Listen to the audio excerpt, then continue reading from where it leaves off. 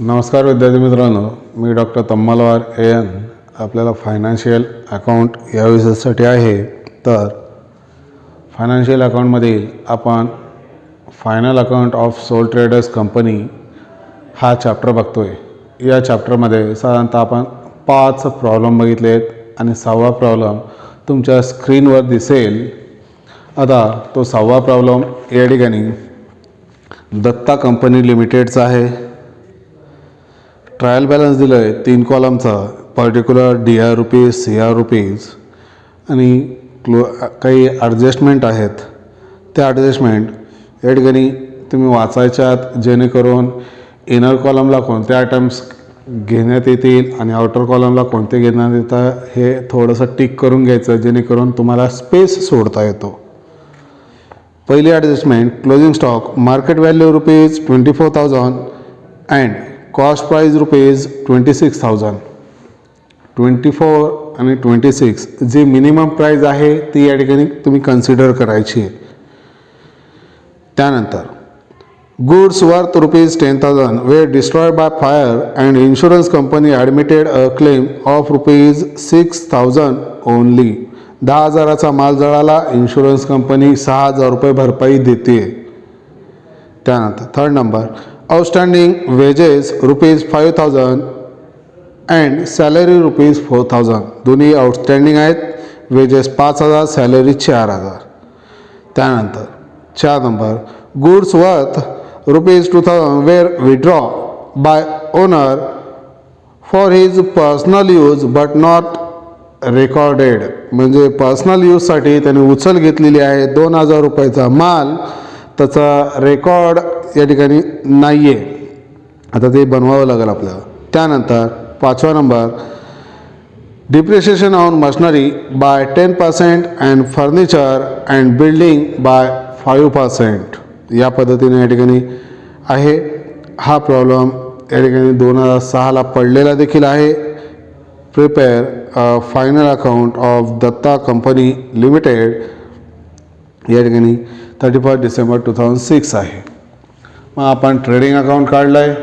In the book of Datta company limited तुम्ही लिहायचं आहे trading and profit and loss account for the year ended 31 December 2006. DR side, CR side, particular rupees या पद्धतीने column असतील. आणि त्यानंतर इकडं balance sheet as on date of 31 December 2006, liability rupees, assets rupees. ठीक आहे, या पद्धतीनं मग आपण सोडू. पहिल्यांदा प्रत्येक आयटमची या ठिकाणी पोस्टिंग करायचे. ती पोस्टिंग पहिल्यांदा तुम्हाला दिलं आहे गुडविल हे तुमची असेट्स आहे. मग या ठिकाणी लिहा गुडविल दिलं आहे 20,000 रुपये, हे 20,000 रुपये. त्यानंतर दिलं आहे सेल्स कुठे येईल? Trading account CR side by cells. आता सेल्स किती दिलं आहे? 1,50,400. 1,50,400 इनर कॉलमला लिहितो आहे, कारण या ठिकाणी रिटर्न आहे. हे कधी कळतं? ज्यावेळेस तुम्ही प्रॉब्लेम 1-2 मिनिटामध्ये ओव्हरलुक करता त्यावेळेस कळतं कोणता आयटम या ठिकाणी इनर कॉलमला घ्यायचा आणि कोणता आउटर कॉलमला घ्यायचा. त्यानंतर मशनरी तुमची असेट्स आहे.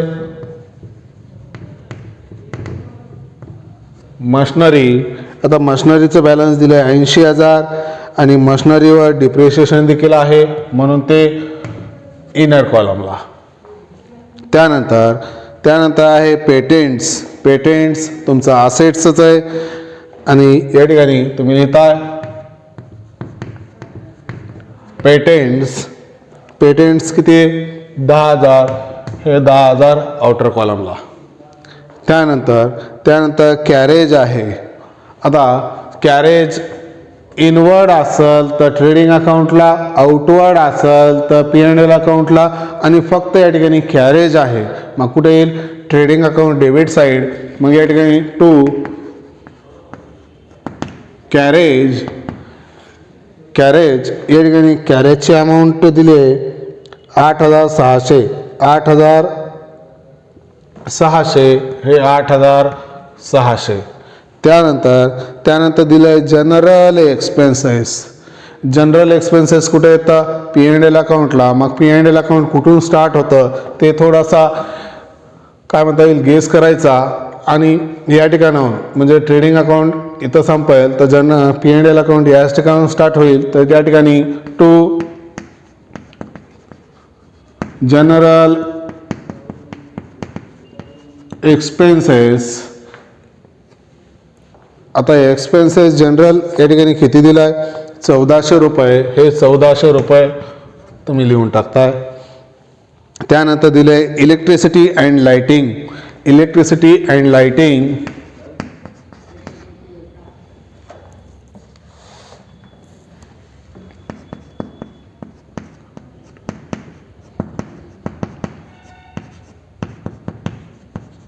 इलेक्ट्रिसिटी अँड लाईटिंग या ठिकाणी तुम्हाला दिलं आहे किती? 6000 रुपये. हे 6000 रुपये याच्यावर काही ॲडजस्टमेंट नाही आहे. त्यानंतर डेटर्स आहे.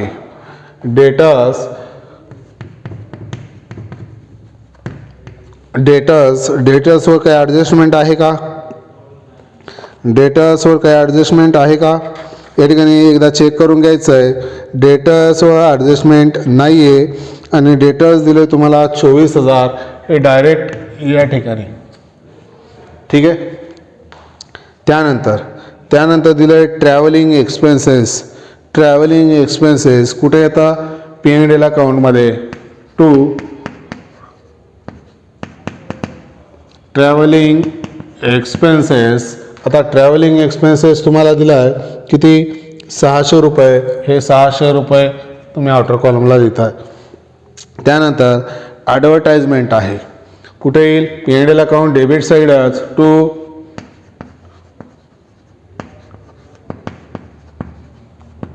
ॲडव्हर्टाइजमेंट. आता इनर कॉलमला घ्यायचं आहे कारण त्याच्यावर ॲडजस्टमेंट आहे 3000 रुपये. हे 3000 रुपये मी इनर कॉलमला घेतोय. इनर कॉलमला घेतलं की एखादी वेळेस आपलं कोणता ॲडजस्टमेंट हिडन ॲडजस्टमेंट असो किंवा इतर ॲडजस्टमेंट असो ती ॲडजस्टमेंट राहिली आहे का हे लगेच लक्षात येतं. त्यानंतर या ठिकाणी 10% बँक लोन. 10% bank loan. आता बँकेचं लोन आहे म्हणजे तुमची लॅबिलिटी या ठिकाणी 10% बँक लोन. 10% बँक लोन या ठिकाणी तुम्हाला दिलं आहे 60,000. हे 60,000 इनर कॉलमला कारण ते त्याच्यावर देखील ॲडजस्टमेंट आहे. त्यानंतर दिलं आहे तुम्हाला कॅपिटल. हे कॅपिटल देखील इनर कॉलमलाच घ्यायचं आहे कारण तुम्हाला नेट प्रॉफिट वगैरे ॲड लेस करावा लागतो. ड्रॉइंग असेल तर लेस करावं लागतं वगैरे वगैरे. त्यानंतर तुम्हाला दिले फर्निचर तुमची असेट्स आहे. मग असेट साईडला फर्निचर लिहिताय. फर्निचर 14,200 इनर कॉलमलाच लिहिताय कारण त्याच्यावर ॲडजस्टमेंट आहे. त्यानंतर दिले वेजेस. टू वेजेस कुठे येतं? ट्रेडिंग अकाउंटला. वेजेस अँड सॅलरी हे देखील ट्रेडिंग अकाउंटलाच येतं. सॅलरी P&L अकाउंटला. सॅलरी अँड वेजेस P&L अकाउंटला. या पद्धतीनं तुम्ही लक्षात ठेवायचं. जे नाव पुढं आहे ते नावानुसार या ठिकाणी ट्रेडिंग अकाउंट आणि profit and loss account. Wedges म्हटलं की 100% ट्रेडिंग अकाउंट. आता वेजेस दिले तुम्हाला या ठिकाणी किती? 28,000 रुपये. हे इनर कॉलमला घेतोय कारण याच्यावर ॲडजस्टमेंट आहे 28,000. त्याच्यानंतर दिले परचेस. To purchase. आता परचेस देखील इनर कॉलमलाच घेतोय मी 59,000 कारण त्याच्यावर देखील ॲडजस्टमेंट आहे.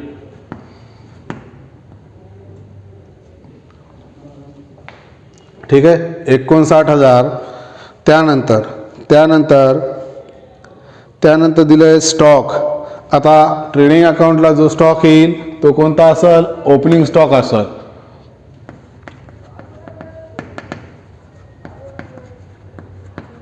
Opening stock. आता ओपनिंग स्टॉक या ठिकाणी किती दिला आहे 20,800. हे 20,800 या ठिकाणी लिहितोय मी.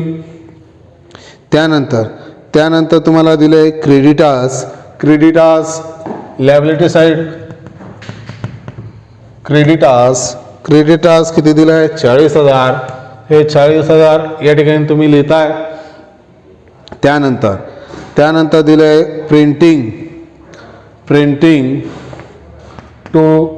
Printing and stationery. कुठे येतं P&L अकाउंट डेबिट साईड. मग या ठिकाणी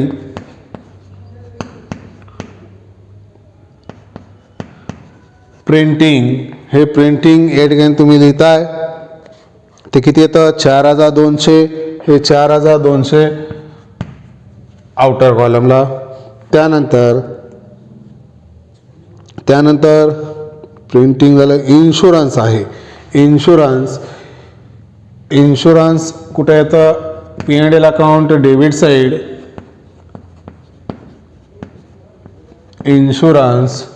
इन्शुरन्स या ठिकाणी किती दिलेलं आहे 2,600.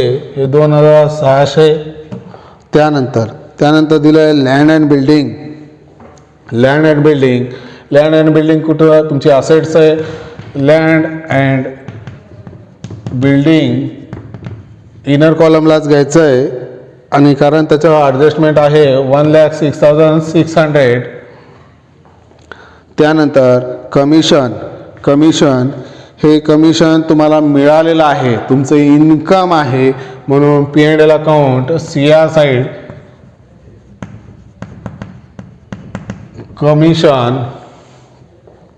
कमिशन या ठिकाणी किती आहे 800 रुपये. ठीक आहे. त्यानंतर त्यानंतर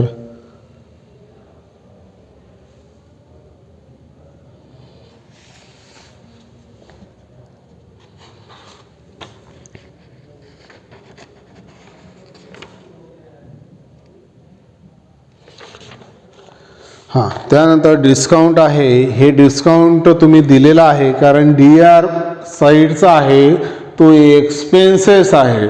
जर डिस्काउंट CR साईडचा असेल तर ते इन्कम होतं मिळालेलं असतं. हे तुम्ही दिलेलं आहे.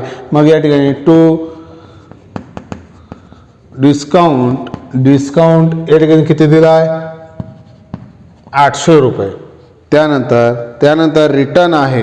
आता रिटर्न्सच्या बाबतीत तुम्हाला सांगितलं होतं या ठिकाणी DRचा असेल तर CR मधून वजा होईल. CRचा असेल तर DR मधून वजा होईल.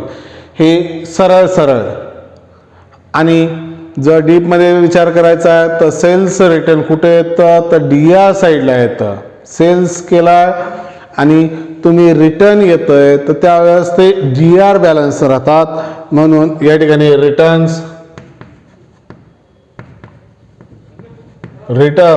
आणि या ठिकाणी देखील रिटर्न. आता DRचं बॅलन्स किती आहे रिटर्न DR 1,400 रुपये. हे 1,400 रुपये तुम्ही लिहिताय आणि आउटर कॉलमला 1,49,000 आणि इकडं CRचं किती आहे 1,000 आणि आउटर कॉलमला किती येईल 58,000 रुपये. हे परचेस. ठीक आहे. त्यानंतर कॅश इन हँड आहे. तुमची असेट्स आहे कॅश इन हँड किती 1,000. हे 1,000 या ठिकाणी येतात.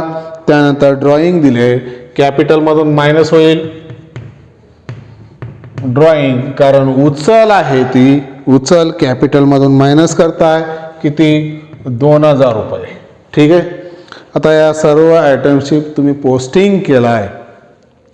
पोस्टिंग केल्याच्यानंतर तुम्हाला ॲडिशनल इन्फॉर्मेशन सोडाव्या लागतात.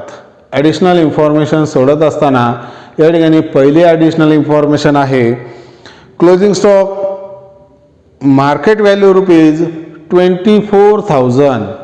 मार्केट व्हॅल्यू 24,000 आहे अँड कॉस्ट प्राइस ऑफ ₹26,000 आहे. आता त्याची मूळ किंमत ही 26,000 आहे पण मार्केट व्हॅल्यू किती 24,000 आहे म्हणून सांगितलंय.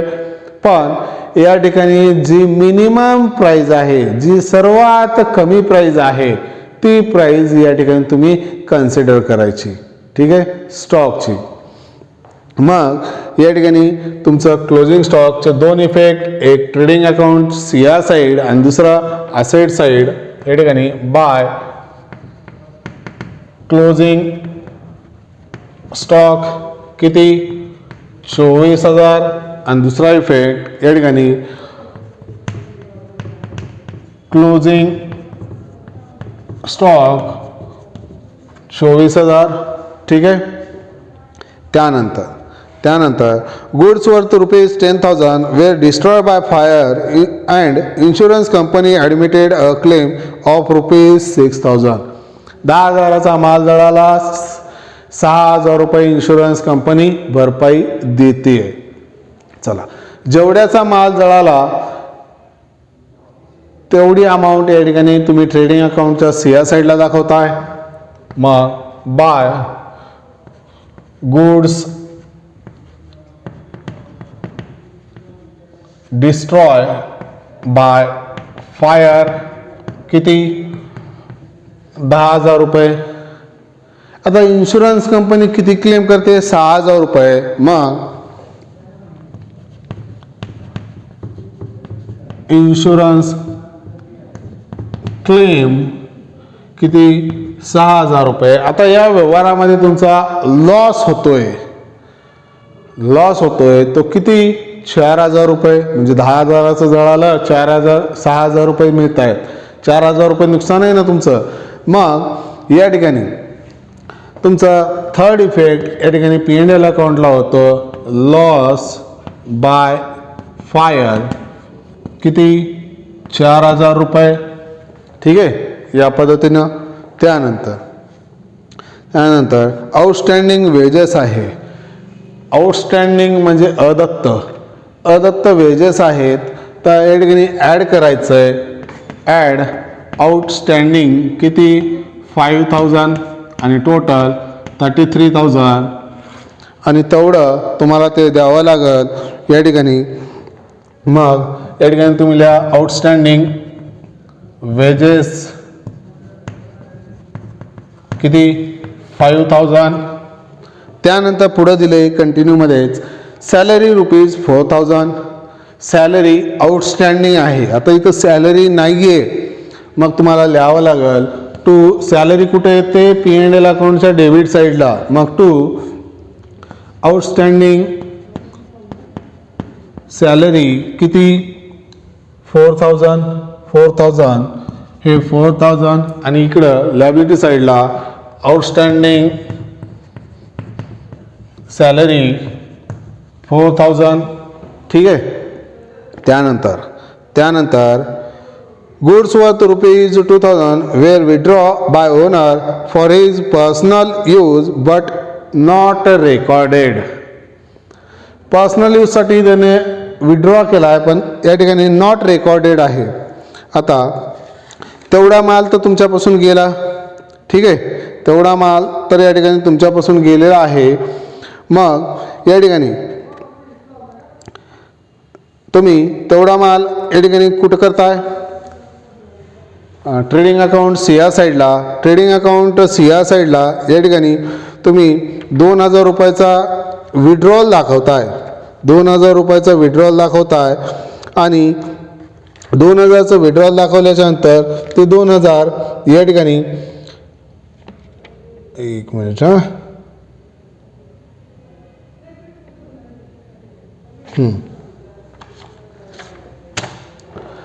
या ठिकाणी बाय गुड्स विड्रॉ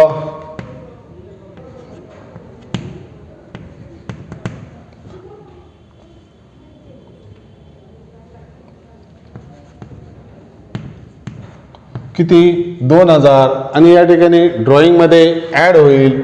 तुमच्या या ड्रॉइंगमध्ये ॲड न्यू हे 2,000. ठीक आहे. आता हे टोटल 4,000 झालं बरं का, मायनस करायचं. या ड्रॉइंगमध्ये ॲड होते. मग त्यानंतर सांगितलं डिप्रिशिएशन करायचं आहे. मशनरीवर 10%, मशनरी DEP 10%, 80,000 10% किती, 10 मोडून टाका, 8,000 निघतं, 7,200. याचा सेकंड इफेक्ट या ठिकाणी 2 DEP ऑन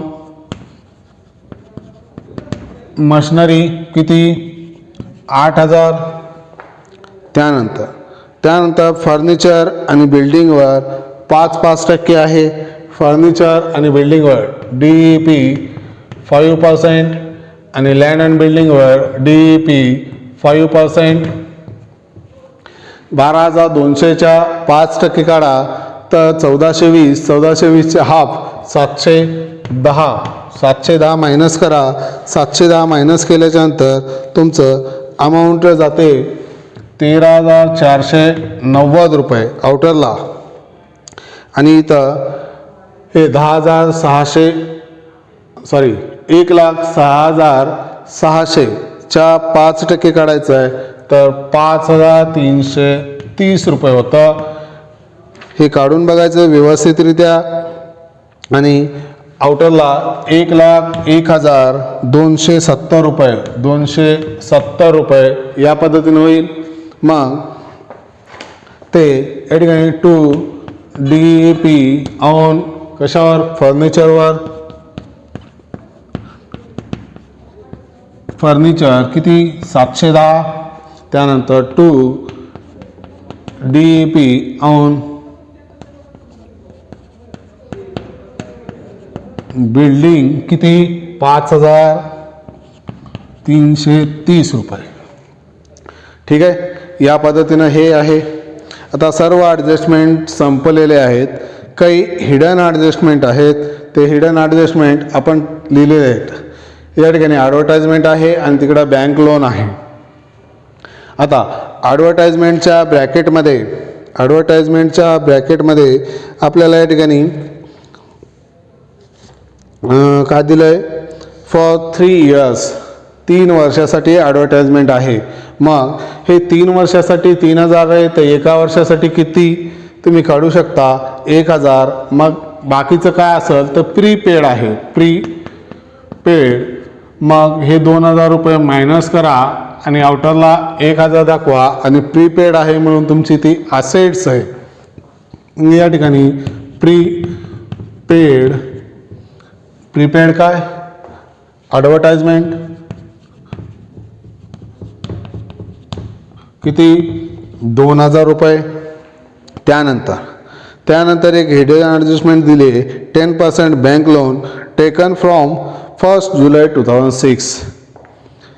1 जुलैला घेतलं आहे, 1 जुलै 2006ला घेतलं आहे. आपलं 31 डिसेंबर 2006ला बघतोय तर 6 महिन्याचा या ठिकाणी इंटरेस्ट द्यावा लागेल आपल्याला.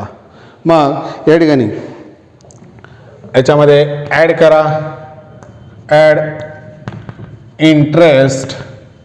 ठीक आहे, इंटरेस्ट किती, 10% आहे. 6 महिन्याचं 10% काढा. पूर्ण वर्षाचं किती होतं, 6,000. त्याचं हाफ 3,000.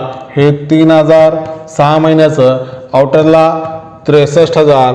आणि याचा सेकंड इफेक्ट कुठं, इंटरेस्ट या ठिकाणी 2 इंटरेस्ट ऑन कशावरचं आहे, बँक लोन किती, 3,000 रुपये. हे 3,000 दाखवा. या पद्धतीनं या ठिकाणी सर्व आयटम संपले, सर्व ॲडजस्टमेंट संपलेले आहेत. आता खातं क्लोज करू. हे खातं क्लोज होतं या ठिकाणी 1,85,000, 1,85,000. या ठिकाणी देखील 1,85,000. आणि जो डिफरन्स मिळतोय तो कशाचा असेल, ग्रॉस प्रॉफिट CD. हे तुमचं ग्रॉस प्रॉफिट मिळतं 64,600. 64,600. आता हे ग्रॉस प्रॉफिट तुम्ही ट्रान्सफर करताय बाय ग्रॉस प्रॉफिट BD किती, 64,600. टोटल तुमचं या ठिकाणी किती होतं, तर 64,600 465 400 65,400 ठीक आहे. 65,400 आता या ठिकाणी देखील 65,400 आणि जो डिफरन्स मिळतो तो काय आहे तर टू नेट प्रॉफिट तुम्हाला नेट प्रॉफिट मिळतं या ठिकाणी 23,760 रुपये. ठीक आहे, 23,760 रुपये.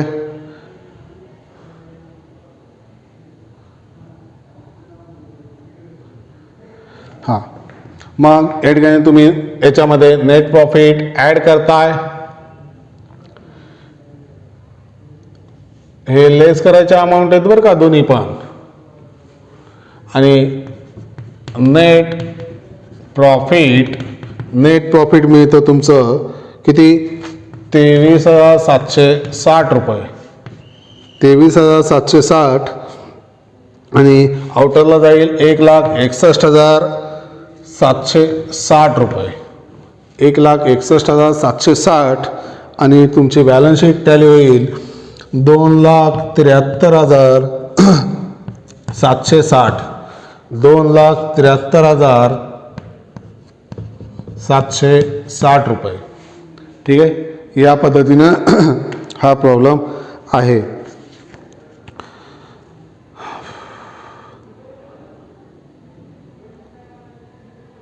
ठीक आहे, धन्यवाद. काही अडचणी असतील तर तुम्ही विचारू शकता किंवा कॉमेंट बॉक्समध्ये कॉमेंटही टाकू शकता किंवा प्रत्यक्षात या ठिकाणी कॉलही करू शकता. काही अडचण नाही आहे. ठीक आहे, नंतरचा भाग नंतर बघू. धन्यवाद.